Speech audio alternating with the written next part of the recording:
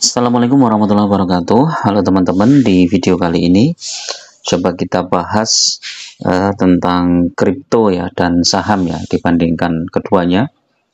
Terus kenapa saya tidak tertarik untuk masuk ke kripto ya teman-teman. Jadi disclaimer dulu bahwa ini adalah pendapat pribadi saya. Bagi teman-teman yang punya pendapat lain, monggo ya silahkan ya.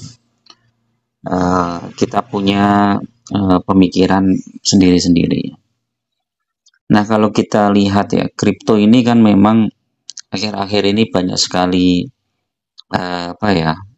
beredar ya beritanya ya.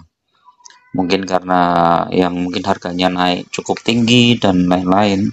Tetapi tidak jarang juga yang bahkan turunnya cukup jauh ya. Nah, kalau bagi teman-teman yang belum tahu kripto itu apa ya ini ya. Cryptocurrency atau mata uang kripto dikenal sebagai bentuk alat tukar baru yang diminati sebagian orang ya. Jadi memang ada sebagian orang aset kripto sebagai bentuk mata uang digital dikenal dan digunakan seluruh dunia termasuk di Indonesia ya. Cara kerjanya bagaimana? Jadi transaksi menggunakan kripto terjadi dari satu orang ke orang lain secara virtual. Proses transaksi adalah dengan meneruskan dari pengirim ke penerima secara online tanpa ada pertemuan langsung antar pihak terlibat dalam transaksi. Kripto ini digunakan untuk alat tukar ya. Nah, ini bagi teman-teman yang konsen ya terhadap hukum kripto ya. Ini kalau dalam Islam aja selama Indonesia itu mengatakan haram ya, karena mengandung horor. Nah, kalau apakah termasuk judi? Tidak termasuk dalam judi apabila dilakukan dengan benar. Nah, kalau teman-teman ya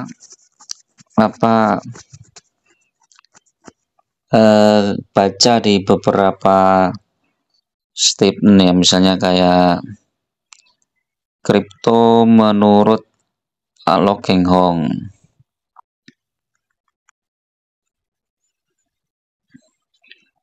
Nah, seperti ini ya. Kalau Lo Keng Hong buka-bukaan soal alasan ogah investasi kripto ya. Jadi kecenderungan investor retail pindah ke aset mata uang kripto menjadi perhatian pelaku pasar. Investor kawakan Indonesia banyak tak mau ikut terjun berinvestasi kripto. Saya tidak tertarik membeli kripto karena tidak ada aset berwujud yang menyertainya. Ya, ini teman-teman. Ini salah satu alasan juga ya kenapa saya tidak mau membeli kripto ya, karena memang tidak ada aset yang membackup ya. Kalau teman-teman beli emas ya, itu kan jelas ada emasnya ya. Kecuali yang teman-teman trading trading emas yang tidak ada wujud fisiknya, itu saya tidak menyarankan juga ya. Jadi misalnya emas, kita beli emas 1 gram misalnya, ya kita punya ini ya wujud fisiknya. Misalnya beli emas antam 100 gram misalnya, ini ada wujud fisiknya. Ini paling tidak kalau kita memerlukan dana atau gimana, kita jual wujud fisiknya, ini masih laku ya. Nah, kalau kita membeli saham, nah, kita punya perusahaannya. Misalnya sebagai contoh, kita membeli saham ITMG misalnya, ini ada perusahaannya teman-teman, dan perusahaannya juga jelas ya, bergerak di bidang pertambangan batu bara. Terus kemudian ini listing tanggal sekian, IPO price-nya di sekian, pemegang sahamnya sekian, jumlahnya ini ada semua, komisaris utama. Jadi ini perusahaan yang benar-benar real. Terus kemudian dari laporan keuangannya ada, jadi ini ya, labanya sekian, pertumbuhan pendapatannya sekian, ada dividennya. Nah, kalau kripto perusahaannya apa? Enggak ada. Kalau sewaktu-waktu bangkrut ya, coba kita cek. Kalau kripto misalnya bangkrut, kripto anjlok misalnya. Nah, kalau kripto tiba-tiba hancur itu ya, apa yang kita bisa jual? Kita nggak punya wujud fisiknya, kita nggak punya ya. Jadi ini benar-benar digital murni, dan kita kalau membeli itu kita nggak dapat apa-apa. Kita nggak dapat perusahaannya, kita nggak dapat apa misalnya wujud fisiknya kalau emas. Dan ini kita cuma dapat secara digital aja, kita membeli sesuatu di harga sekian gitu. Kalau tiba-tiba turun, ya udah berarti kekayaan kita turun di situ. Kalau tiba-tiba misalnya naik, ya mungkin naik sesaat, setelah itu turun gitu. Jadi itu teman-teman, jadi risiko membeli kripto itu luar biasa. Mungkin kalau kita bandingkan dengan forex itu hampir-hampir sama ya teman-teman. Tapi teman-teman kalau baru berinvestasi di awal ya, itu mending cari aman saja ya. Jangan cari sesuatu yang kelihatannya bisa naik tinggi, tapi ternyata dia malah anjlok gitu kan ya, itu kan akhirnya investasi kita jadi sia-sia ya. Jadi itu teman-teman, jadi lebih baik kita mending beli saham aja lah, beli saham misalnya, beli saham BCA atau BRI misalnya, ini harganya sekarang 5.600, udah beli satu lot, berarti ini kan sekitar 500.000 ya, 567.000. Beli 2 lot ya tinggal dikalikan 2, beli 10 lot ya tinggal kalikan 10. Nanti kita hold aja 1 tahun jadi sekian, 3 tahun jadi sekian, 5 tahun jadi sekian. Terus kemudian kita dapat dividen juga. Jadi kan tenang, pikiran kita tenang. Jadi sudah jelas tumbuh, perusahaannya juga ada, BRI kan ada di mana-mana juga ada.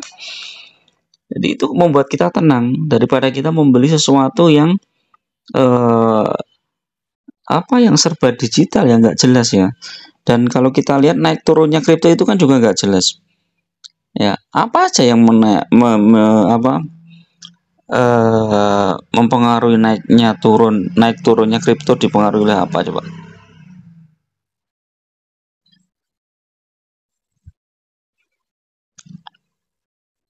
Pasokan, permintaan pasar, ketersediaan, persaingan antar kripto dan sentimen investor.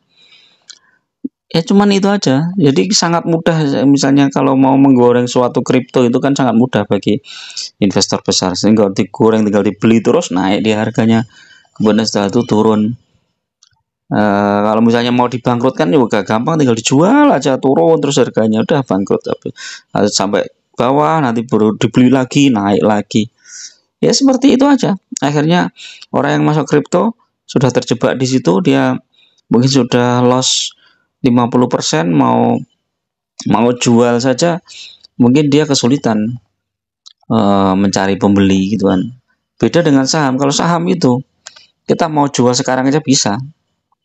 Nah, ini tinggal mau jual aja. Ini di sini kan ada bid offer nih ya. Bid sekian, over sekian. Ini jelas ini kan. Ya, ini kan 5.650. Kalau kita mau jual hari ini di harga 5.650 langsung tereksekusi. Nah, kripto bagaimana? Bisa nggak jual langsung pada hari ini di harga? Ada nggak bid offernya seperti ini ya? Ya saya nggak tahu ya tradingnya model seperti apa, saya nggak tahu. Cuman kalau kita lihat di beberapa berita ya, mungkin banyak sekali kripto yang tiba-tiba anjlok parah gitu kan. Jadi akhirnya membuat investornya rugi ya, dan ruginya pun sangat besar. Nah itu ya teman-teman. Jadi secara pribadi ya saya menyarankan teman-teman terutama untuk investor pemula ya, lebih baik teman-teman investasi di sesuatu yang jelas aman ya. Jelas aman artinya kalau teman-teman di saham ya pilih saham-saham yang fundamentalnya bagus ya. Terus jangan pilih saham yang gorengan, aipo, ya itu sama aja dengan kripto, judi dan lain-lainnya. Tapi kalau saham yang fundamentalnya bagus ya teman-teman tenang, hidupnya tenang. Walaupun dia naiknya nggak drastis ya, mungkin naik 10%, 20% setahun itu udah lumayan bagus. Daripada teman-teman mengharapkan sesuatu yang berlipat-lipat tetapi ujung-ujungnya adalah rugi. Nah, kalau sudah rugi misalnya 30%, 50%, ketika mau di cut loss agak susah. Mungkin kita diiming-imingi lagi, tambah dana lagi biar bisa biar dananya bisa cair dan lain-lain. Nah, itu jadi akhirnya jadi seperti lingkaran setan ya, kita tidak bisa keluar dari situ. Nah, itu berbahaya. Oke, itu dulu teman-teman ya untuk pembahasan sore ini ya, ringan-ringan saja, yaitu tentang masalah kripto, kemudian emas dan saham ya. Jadi teman-teman biar bisa, kalau teman-teman mentok nggak mau mempelajari sesuatu ya beli emas lah. Udah beli emas itu udah lumayan, saat krisis masih bisa dijual. Walaupun kalau kita lihat trennya harga emas sekarang kan sudah cukup tinggi ya, mungkin perlu koreksi dulu, setelah koreksi baru beli lagi. Dan emas itu nggak bisa jangka pendek ya, paling nggak 5 tahun 10 tahun itu baru kelihatan, jadi agak lama. Terus kalau teman-teman hold cuma dalam jangka pendek ya pasti rugi beli emas, tapi lebih aman lah dibandingkan dengan teman-teman membeli kripto lah, membeli main forex dan lain-lain, itu lebih aman. Oke, itu dulu. Assalamualaikum warahmatullahi wabarakatuh.